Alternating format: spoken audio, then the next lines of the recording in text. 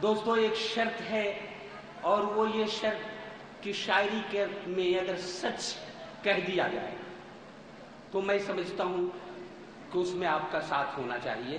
4 मिसरे हाजिर करता हूं कि वफादारी निभाने में अदाकारी नहीं करता। क्या बात है। वफादारी निभाने में अदाकारी नहीं करता और वो अहमक है जो गद्दारों से गद्दारी नहीं करता।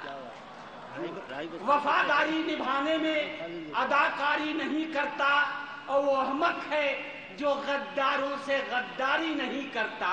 और वफादारी का ये आलम के सब कुत्ता समझते हैं, यही सब सोच कर मैं भी वफादारी। क्या बात है, वाह वाह वाह वाह वाह।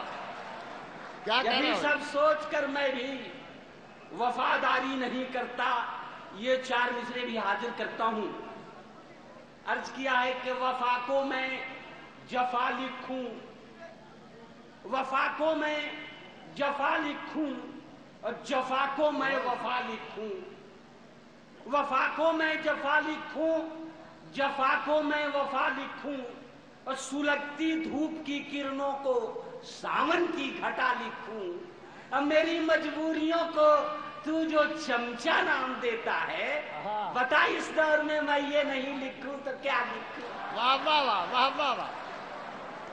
बता इस दौर में मैं ये नहीं लिखूं तो क्या लिखूं। एक सच और हाजिर करता हूं, समाज फरमाए कि जब अपने धर्म कर्म पे अपनी नजर गई, जब अपने धर्म कर्म पे अपनी नजर गई, तब झूठ बोलने से ज़बां खुद मुकर गई। जब अपने धर्म कर्म पे अपनी नजर गई, तब झूठ बोलने से ज़बां खुद मुकर गई।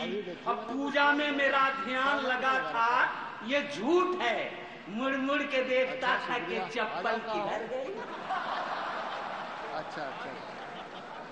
मुड़ मुड़ के देखता था कि चप्पल किधर गई। ठीक है, शुरू में तो दोस्तों, अभी राही बस्तवी अपना कलाम पेश कर रहे थे कि नारे बाबा नाना।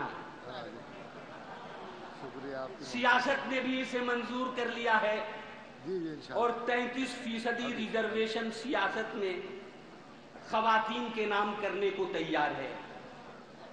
6 मिसरे हाजिर करता हूं कि अगर 33% रिजर्वेशन सियासत में खवातीन को देते हैं तो चुनाव का मंजर कैसा होगा।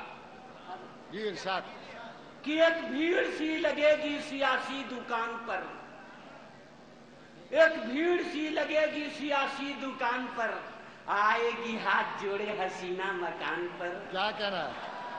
एक भीड़ सी लगेगी सियासी दुकान पर, आएगी हाथ जोड़े हसीना मकान पर और मांगेगी वोट अपने चुनावी निशान पर, अब बिजली गिरा के जाएगी एक एक की जान पर। क्या कहना है, वाह वाह वाह। एक भीड़ सी लगेगी सियासी दुकान पर, आएगी हाथ जोड़े हसीना मकान पर और मांगेगी वोट अपने चुनावी निशान पर, अब बिजली गिरा के जाएगी एक एक की जान पर।